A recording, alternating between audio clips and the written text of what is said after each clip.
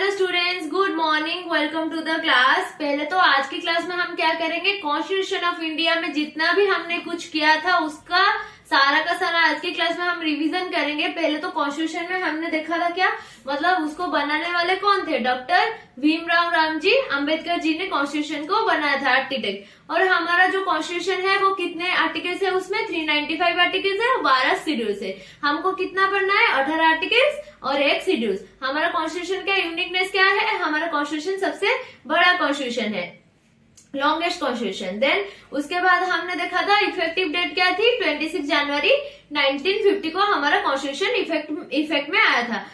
ये सब बेसिक था कॉन्स्टिट्यूशन के। देन उसके बाद हम क्या किए थे, आर्टिकल्स जो है उसको डिवाइड किए थे तीनों पार्ट्स में। जैसे कि पहले तो article, old articles, new articles और अमेंडेड आर्टिकल्स। ओल्ड आर्टिकल्स में हमने देखा था आर्टिकल नंबर 245, 265, 246, देन हमने देखा 254, ये सब हमने देखा था, 248, ये सब हम ओल्ड आर्टिकल्स में देखे थे।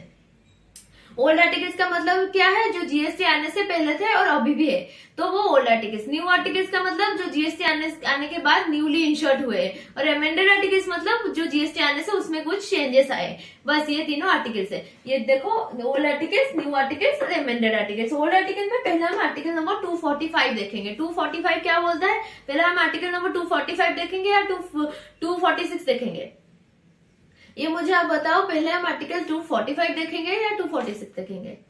ऑफ कोर्स हम 246 देखेंगे। क्यों देखेंगे, 245 हमारा बोलता है extent of laws made by parliament और स्टेट असेंबली। 246 क्या बोलता है, subject matters of laws made by parliament और स्टेट असेंबली। तो पहले हम देखेंगे ये किस किस मैटर पर पार्लियामेंट और स्टेट असेंबली लॉ बना सकती है, या हम पहले देखेंगे कहां तक वो लॉ एप्लीकेबल होगा। पहले ऑफकोर्स हम देखेंगे किस किस मैटर पर पार्लियामेंट लॉ बना सकती है। तो पहले हम आर्टिकल नंबर 246 देखेंगे। आर्टिकल नंबर 246 क्या बोलता है, subject matters of laws made by parliament और स्टेट असेंबली। पहले हम ओल्ड आर्टिकल्स ही पढ़ रहे हैं। देखो आर्टिकल नंबर 246, आर्टिकल नंबर 246 क्या बोलता है, subject matters of laws made by parliament और स्टेट असेंबली। देखो पार्लियामेंट के पास किस किस मैटर्स पर पावर से वो लॉ बना सकती है, स्टेट के पास किस किस मैटर्स पर पावर है वो लॉ बना सकती है, और दोनों के पास किस किस मैटर्स पर पावर है, ये सब लिखी गई है। पहले तो हम आर्टिकल नंबर 246 देखेंगे। पहले हम आर्टिकल नंबर 246 बोलता है आपको जाना है कॉन्स्टिट्यूशन ऑफ इंडिया में, भारत के संविधान में जाना है। वहां पर आपको एक 7 शेड्यूल देखने को मिलेगा। वहां पर 3 लिस्ट होगा, जिस लिस्ट का नाम है list number 1, list number 2, list number 3। List number 1 को हम बोलते हैं यूनियन लिस्ट, लिस्ट नंबर 2 को हम बोलते हैं स्टेट लिस्ट, और लिस्ट नंबर 3 को हम बोलते हैं कंकरेंट लिस्ट। लिस्ट नंबर 1 में कौन बैठा है, मतलब यूनियन लिस्ट में कौन बैठा है, पार्लियामेंट बैठी है। देन स्टेट लिस्ट में कौन बैठा है, लिस्ट नंबर 2 में स्टेट लिस्ट, उसमें से कौन बैठा है, स्टेट असेंबली बैठा है उसमें। और बाकी कंकरेंट लिस्ट में दोनों के पास पावर है, पार्लियामेंट के पास और स्टेट असेंबली के पास। अगर किसी दिन कॉन्फ्लिक्ट हो गया आज पर आर्टिकल 254, तो पार्लियामेंट प्रिवेल कर जाएगी। अगर प्रेसिडेंट ने बोला कि स्टेट सही है, फिर तो स्टेट प्रिवेल करेगी। ये बोलता है आर्टिकल नंबर 246। अभी हम क्या किए, इसको सब देखे। हमारा किस एंट्री के नंबर के आगे हमारा इनकम टैक्स लिखा गया है, entry number 82 of union list के आगे हमारा इनकम टैक्स लिखा गया है। तो जीएसटी किस एंट्री के नंबर, किस लिस्ट में आया है, लिस्ट नंबर 1, 2 और 3, और कौन सा एंट्री नंबर से आया है। जीएसटी ना किसी लिस्ट में है, ना कोई एंट्री नंबर से आया है। जीएसटी के लिए हम एक special provision with respect to GST देखे थे, स्पेशल आर्टिकल से जीएसटी आया, जो आर्टिकल नंबर 246 कैपिटल है। देन उसके बाद हमारा आर्टिकल 246 खत्म। अभी हम आर्टिकल 245 देखेंगे। आर्टिकल 245 बोलता है extent of laws made by parliament और स्टेट असेंबली। अभी पार्लियामेंट ने जो भी लॉ बनाए हैं, जो भी वो यूनियन लिस्ट में जो मैटर्स है, वो जो लॉ बनाया है वो कहाँ तक एप्लीकेबल होगा, या स्टेट लिस्ट ने जो वो लॉ बनाया है, स्टेट लिस्ट में जो मैटर्स है उसके ऊपर जो स्टेट ने, असेंबली ने जो लॉ बनाया है वो कहाँ तक एप्लीकेबल होगा। ये बोलता है article number 245, extent of laws made by parliament और स्टेट असेंबली।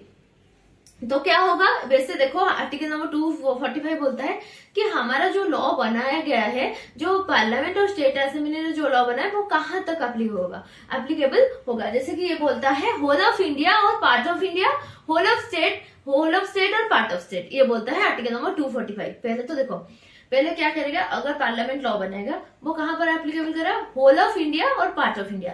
वो इंडिया पर मतलब कुछ पार्ट पर भी लॉ बना सकती है, एप्लीकेबल कर सकती है, या पूरा इंडिया पर ही एप्लीकेबल कर सकते हैं। अभी यहाँ पर एक क्वेश्चन अराइज होगा, इंडिया का मतलब क्या है।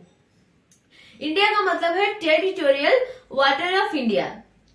India includes territorial waters of India, मतलब टेरिटोरियल वाटर्स मतलब देखो ये सपोज हमारा इंडिया है, यहां से 12 नॉटिकल माइल्स हमारा इंडिया में आएगा। अभी ये तो बेस लाइन तक तो हमारा इंडिया है, बेस लाइन के कितने बाहर तक हमारा इंडिया है 12 नॉटिकल माइल्स, यहाँ पर 200 नॉटिकल माइल्स। तो 200 नॉटिकल माइल्स में हमारा क्या आएगा, विद इन बेस लाइन के अंदर हमारा आएगा 28 स्टेट और 9 यूटीज। देन बट जीएसटी के लिए हमारा कितना स्टेट है, 31 स्टेट। देन पहले देखो 12 नॉटिकल माइल्स हमारा क्या है, टेरिटोरियल वाटर ऑफ इंडिया, और 200 नॉटिकल माइल्स हमारा एक्सक्लूसिव इकोनॉमिक जोन। जो 200 नॉटिकल माइल्स है वो oil and natural gas purpose के लिए इंडिया है, और जो 12 नॉटिकल माइल्स है वो ऑयल पर्पज के लिए इंडिया है। ये बोलता है आर्टिकल नंबर 245। अभी हम देखेंगे आर्टिकल नंबर 248। आर्टिकल नंबर 248 बोलता है रेसिडरी आर्टिकल, मतलब जिसका कोई नहीं, जैसा उसका अदर सोर्स होता है वैसे ही आर्टिकल नंबर 248 होता है, जो कि मतलब अगर कोई ऐसा मैटर्स है, बी आर अम्बेडकर ने जब कॉन्स्टिट्यूशन लिखा, अगर कोई मैटर्स, ऐसा तो नहीं है वो भगवान थे कि सारा का सारा मैटर्स उनके दिमाग में आया और वो लिख डाला, नहीं, कुछ ऐसे मैटर्स हो गए तो तीनों लिस्ट में कहीं पर भी नहीं है। तो वो कहां से आएगा, एंट्री नंबर, पहले तो वो आएगा यूनियन लिस्ट के एंट्री नंबर 97 से आएगा। कहां से आएगा, union list number 1 entry number 97। कहां से आएगा, लिस्ट नंबर 1 एंट्री नंबर 97 से आएगा। ये बोलता है रेसिडरी आर्टिकल्स, जो बोलता है आर्टिकल नंबर 248। अब हम आर्टिकल नंबर 254 देखेंगे। आर्टिकल नंबर 254 बोलता है in case of conflict between parliament और state assembly who will prevail. अगर कॉन्फ्लिक्ट हो गया किसी दिन पार्लियामेंट और स्टेट असेंबली के बीच, तो अगर देखो पहले तो जीएसटी जब आया, ना ही वो किसी एंट्री नंबर में था, ना ही वो किसी लिस्ट नंबर में था, ना ही वो मतलब स्पेशल प्रोविजन आया विथ रेस्पेक्ट टू जीएसटी। उसके बाद जीएसटी आया। अभी देखो अगर यूनियन लिस्ट से जीएसटी ले आते तो पार्लियामेंट के पास सारा पावर होता, तो स्टेट को प्रॉब्लम होती। अगर स्टेट में ले आते तो स्टेट लिस्ट में ले आते तो क्या होता, स्टेट को प्रॉब्लम होती। स्टेट को ले आते तो पार्लियामेंट को प्रॉब्लम होती। सेंट्रल स्टेट के बीच में कुछ कॉन्फ्लिक्ट आ जाता। अगर हम देखेंगे जीएसटी को यूनियन लिस्ट 3 में ले आते तो वहां पर तो दोनों के पास पावर है, पार्लियामेंट के पास और स्टेट असेंबली के पास पावर है। तो इस केस में क्या होगा, दोनों के पास पावर है, तो वैसे भी आर्टिकल नंबर 250 बोलता है कि अगर दोनों के पास पावर है तो प्रिवेल कौन करेगी, पार्लियामेंट ऑफ कोर्स प्रिवेल कर जाएगी कॉन्फ्लिक्ट के केस में। ये बोलता है आर्टिकल नंबर 254। अगर कॉन्फ्लिक्ट हुआ तो पार्लियामेंट प्रिवेल करेगी, स्टेट और स्टेट असेंबली और पार्लियामेंट के बीच अगर कॉन्फ्लिक्ट हो गया तो पार्लियामेंट प्रिवेल करेगी। अगर प्रेसिडेंट ने बोला कि स्टेट सही है फिर तो स्टेट प्रिवेल कर जाएगी। ये बोलता है आर्टिकल नंबर 254। आर्टिकल नंबर 265 मैं आपको इंट्रोडक्शन की क्लास में बोली थी, article no tax shall be levied and collected without authority of law, मतलब बिना एक्ट के ना ही कोई टैक्स लगेगा ना ही कलेक्ट होगा। ये बोलता है आर्टिकल नंबर 265, जो क्या बोलता है, no tax shall be levied and collected without authority of law. जैसे कि हमारा इनकम टैक्स के लिए इनकम टैक्स एक्ट 1961 बना है, जीएसटी के लिए हमारा जीएसटी का एक्ट 35 एक्ट बना है। पता है आपको 35 एक्ट कैसे बना, जीएसटी के लिए हमारा 35 एक्ट कैसे बना, जीएसटी में टोटल 35 एक्ट में आया जीएसटी, जैसे कि हमारा सीजीएसटी, एसजीएसटी, आईजीएसटी, एसजीएसटी के 31, सीजीएसटी के एक, आईजीएसटी के एक, यूटीजीएसटी के एक और एक जीएसटी कॉम्पेंसेशन का एक, ऐसे मिलकर हमारा 35 एक्ट जीएसटी के लिए बना। कस्टम में 2 एक्ट है, एक तो कस्टम एक्ट 1962, एक कस्टम एक्ट तारीफ एक्ट 1975। कस्टम एक्ट 1962 में हमारा प्रोविजन है, कस्टम तारीफ एक्ट 1975 में हमारा क्या है, रेट से। ये बोलता है हमारा article 265, no tax shall be levied and collected without authority of law, बिना लॉ के, बिना एक्ट के ना ही कोई टैक्स लगेगा ना ही हमसे कलेक्ट होगा। मैं आपको बोल चुकी थी हर एक मैंडेटरी मतलब हर एक मैंडेटरी लेवी जो चार्ज होता है वो टैक्स नहीं होता, वही टैक्स होता है जो हम किसी एक्ट के ऊपर देते हैं, किसी लॉ के ऊपर हमारे ऊपर लगता है, वो ही टैक्स होता है। देन इसके बाद हम न्यू आर्टिकल्स देखे थे और ओल्ड आर्टिकल्स देखे थे। अभी हम क्या करेंगे, पहले तो दोबारा हम रिपीट करते हैं आर्टिकल नंबर 245 ओल्ड आर्टिकल से। आर्टिकल नंबर 245 बोलता है क्या बोलता है, extent of laws made by parliament और स्टेट असेंबली। पार्लियामेंट और स्टेट असेंबली ने जो लॉ बनाया वो कहाँ तक एप्लीकेबल होगा, ये बोलता है आर्टिकल नंबर 245। इसका मतलब वो होल ऑफ इंडिया और पार्ट ऑफ इंडिया एप्लीकेबल होगा, और होल ऑफ स्टेट और पार्ट ऑफ स्टेट भी एप्लीकेबल होगा। देन आर्टिकल नंबर 246 क्या बोलता है, subject matters of laws made by parliament और स्टेट असेंबली। पार्लियामेंट और स्टेट असेंबली किस किस मैटर्स पर लॉ बना सकती है। पहले तो हम देख चुके हैं कॉन्स्टिट्यूशन के 7 शेड्यूल में 3 लिस्ट है जिस मैटर पर पार्लियामेंट और स्टेट असेंबली और दोनों के पास पावर है, वो लॉ बना सकते हैं। List number 1, 2, 3। देन उसके बाद हम आर्टिकल 248 देखें, जो रेसिडेंट आर्टिकल्स, मतलब जिसका कोई नहीं उसका भवन नहीं। आर्टिकल नंबर 248, अगर कोई ऐसा मैटर है जो छूट गया है, जो तीनों ही लिस्ट में अवेलेबल नहीं है, तो वो कहाँ से आएगा, एंट्री नंबर 97 लिस्ट नंबर 1 से आएगा, जो बोलता है resident articles, article number 248। Article number 254 क्या बोलता है, in case of conflict between parliament और state assembly who will prevail. अगर कॉन्फ्लिक्ट हो गया पार्लियामेंट और स्टेट असेंबली के बीच, तो कौन प्रिवेल करेगी, ऑफ कोर्स पार्लियामेंट प्रिवेल करेगी। अगर स्टेट ने बोला कि प्रेसिडेंट ने बोला कि स्टेट सही है, फिर तो स्टेट प्रिवेल कर जाएगी। देन आर्टिकल नंबर 265 क्या बोलता है, no tax shall be levied and collected without authority of law. ना बिना एक्ट के कोई भी टैक्स ना ही लगेगा ना ही कलेक्ट होगा, ये बोलता है आर्टिकल नंबर 265। अभी हम क्या करेंगे, थोड़ा सा आप क्या करना, जिसने भी इन सबको नोट किया है उसको थोड़ा सा रीड कर लेना, फिर हम क्या करेंगे, न्यू आर्टिकल स्टार्ट करेंगे। मैं रीड के लिए आपको 5 मिनट्स दे रही हूँ, रीड कर लेना। अभी हम न्यू आर्टिकल्स देखेंगे। न्यू आर्टिकल्स में क्या देखेंगे, पहले आर्टिकल नंबर 246A देखेंगे, आर्टिकल नंबर 269A देखेंगे, आर्टिकल नंबर 279A देखेंगे, आर्टिकल नंबर 366(12) देखेंगे, आर्टिकल नंबर 1 देखेंगे और आर्टिकल नंबर 271 देखेंगे। जैसे कि आर्टिकल नंबर 246 है। आर्टिकल नंबर 246 में आपको बताई थी कि अगर जब जीएसटी आया तो क्या वो कोई एंट्री नंबर से आया, क्या वो कोई लिस्ट नंबर से आया, नहीं आया। जीएसटी आने के लिए एक स्पेशल प्रोविजन आया जिससे जीएसटी की कहानी लिखी गई, जो आर्टिकल नंबर 246 है, मैं बोल चुकी हूँ आपको। आर्टिकल नंबर 246 से क्या बोलता है, special provision with respect to GST. Then क्या बोलता है, उसके बाद वो बोलता है कि मैं जो बोलूंगा बस वही सही है। Article overrule article number 246 and 254, वो बाहर में जाए, आर्टिकल नंबर 246 जाए या 254 जाए, जो मैं बोलूंगा बस वही सही है, ये बोलता है आर्टिकल नंबर 246 है। क्या बोलता है, इसका 2 क्लॉजेस आएगा, फिर तो article number 246A1, article number 246A2। Article number 246A1 बोलता है इंटरेस्ट रेट सप्लाई के ऊपर, आर्टिकल नंबर 246A2 बोलता है इंटरेस्ट रेट सप्लाई के ऊपर। इंटरेस्ट रेट सप्लाई का मतलब आपको पता है, जो हम देखेंगे क्या, सेक्शन 8 ऑफ आईजीएसटी एक्ट में। इंटरेस्ट रेट का मतलब हम देखेंगे सेक्शन 7 ऑफ आईजीएसटी एक्ट में। अभी देखो हम इंटरेस्ट रेट सप्लाई देखते हैं। इंटरेस्ट रेट सप्लाई के ऊपर कौन लॉ बना सकते हैं, पार्लियामेंट और स्टेट असेंबली दोनों लॉ बना सकते हैं। इंटरेस्ट रेट के ऊपर only parliament have power to make the laws. तो इंटरेस्ट रेट के केस में क्या लगता है, कौन सा वाला जीएसटी लगता है, या लगता है सीजीएसटी, एसजीएसटी और यूटीजीएसटी। देन सीजीएसटी किसके पास जाता है, सेंट्रल के पास जाता है, एसजीएसटी स्टेट के पास जाता है और यूटीजीएसटी सेंट्रल के पास जाता है। देन यहाँ पर और क्या देखे थे, इंटरेस्ट रेट के केस में हमने देखा था पार्लियामेंट के लॉ बनाता है, उस केस में सेंट्रल के पास पावर है, वो लॉ बना सकते हैं, और उस केस में आईजीएसटी लगता है। आईजीएसटी किसके पास जाता है, सेंट्रल के पास जाता है। देन उसके बाद हमने देखा कि जो सेंट्रल के पास जाता है, आईजीएसटी के अपोर्शनमेंट होता है, यस होता है, एज पर आर्टिकल 269 है। आईजीएसटी अपोर्शन भी होगा, अपोर्शन उसका सेंट्रल क्या कर रहा है, थोड़ा सा हिस्सा कुछ रेशियो मेंशन है, उस रेशियो में वो देगा स्टेट को। देन उसके बाद अपोर्शनमेंट ऑफ आईजीएसटी, जो आर्टिकल नंबर 269 है, जिसको हम आगे पढ़ेंगे। देन उसके बाद हमने देखा था कि 5 पेट्रोलियम प्रोडक्ट के ऊपर हमारा जीएसटी नहीं लगता, जो है aviation turbine fuel, natural gases, motor spirit, then diesel, petroleum tube, high speed diesel. Then उसके ऊपर हमने 5 पेट्रोलियम प्रोडक्ट जीएसटी नहीं लगता। अगर जीएसटी काउंसिल रिकमेंड कर देगी तो जीएसटी लगना स्टार्ट हो जाएगा। मैं आपको बोल चुकी थी कि पहले तो अल्कोहल के ऊपर जीएसटी अभी नहीं तो कभी नहीं, अगर जीएसटी काउंसिल रिकमेंड करे तभी भी नहीं, बट अगर जीएसटी काउंसिल रिकमेंड करते कि पेट्रोल के ऊपर जीएसटी लगना चाहिए, देन लगना स्टार्ट हो जाएगा। देन उसके बाद मैं आपको आर्टिकल नंबर 269 है बोलूंगी। आर्टिकल नंबर 269 ये क्या बोलता है, अपोर्शनमेंट ऑफ आईजीएसटी। मतलब देखो आईजीएसटी को कैसे हम अपोर्शनमेंट करते हैं।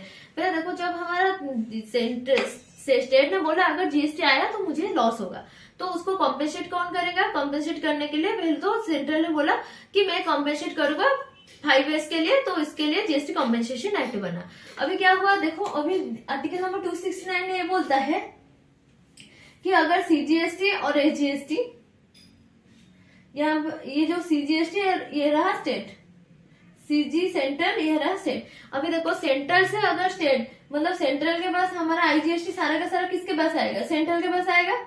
सेंट्रल से क्या कुछ हिस्सा स्टेट गवर्नमेंट को जाएगा, यस जाएगा।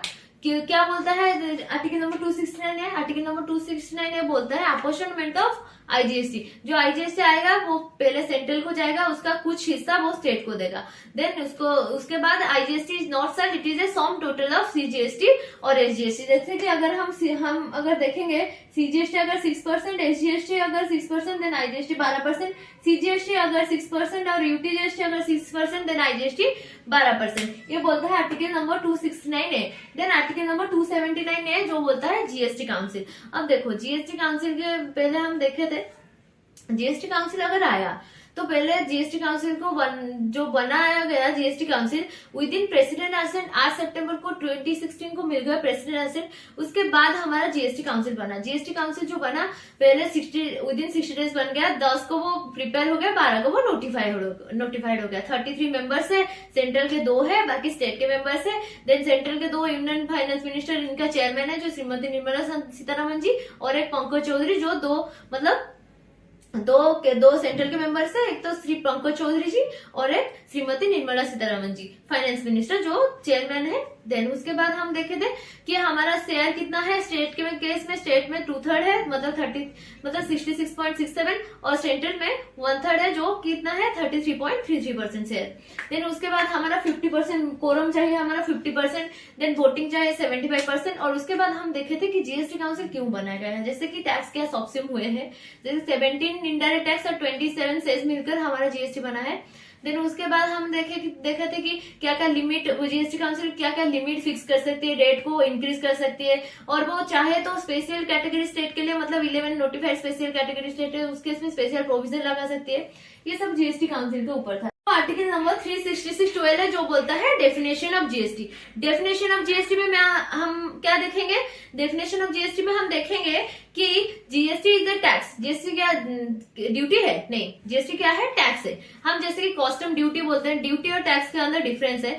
Then GST is the tax levied on supply of goods or service or both except alcohol liquor for human consumption। मैं आपको बार बार बोल चुकी हूँ कि लिकर पर जीएसटी अभी नहीं, कभी नहीं।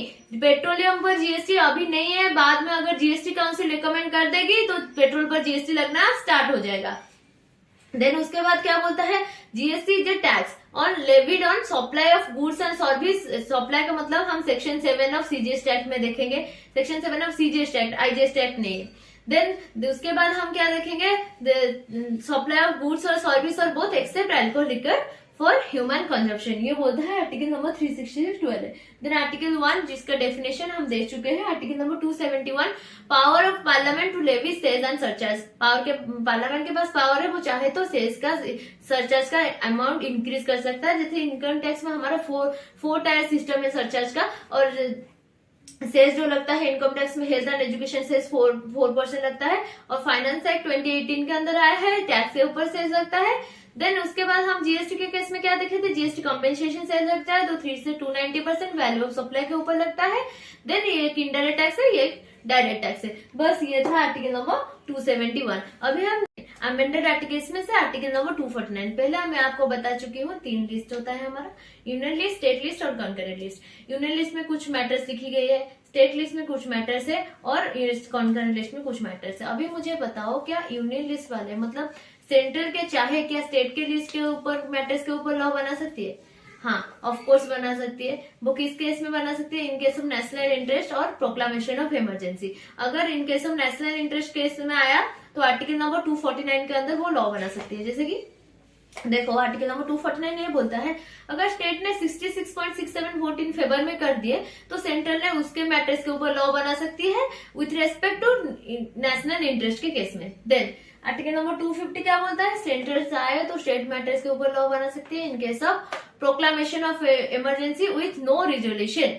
देन आर्टिकल नंबर 268 क्या बोलता है, आर्टिकल नंबर 268 बोलता है, हम सप्लाई के चैप्टर में डिस्कस करेंगे। देन आर्टिकल नंबर 268 क्या, ओमिटेड जो था apportionment of service tax. Service tax को कैसे अपोर्शनमेंट करते हैं, ये वही था, ये आर्टिकल नंबर 268 है जो ओमिटेड हो चुका है। आर्टिकल नंबर 269 आर्टिकल नंबर 269 क्या बोलता है, अगर टैक्सेस ऑन सेल परचेज और कॉन्साइनमेंट ऑफ गुड्स। और आर्टिकल नंबर 286 क्या बोलता है, आर्टिकल नंबर 286 बोलता है कि अगर हम क्या करेंगे, कुछ ऐसा लॉ है जो स्टेट के लॉज वो एप्लीकेबल कब नहीं हुआ, इम्पोर्ट और एक्सपोर्ट आउटसाइड स्टेट के सप्लाई के केस में, ये बोलता है। बस ये जस्ट ओवरऑल नॉलेज के लिए मैं कल की क्लास में अपलोड की थी एक, तो ये था टोटल डिस्कशन, टोटल तीनों आर्टिकल्स का total revision. So that's it for today, love you all. अगर थोड़ा सा भी वीडियो अच्छा लग रहा है तो please like share and subscribe.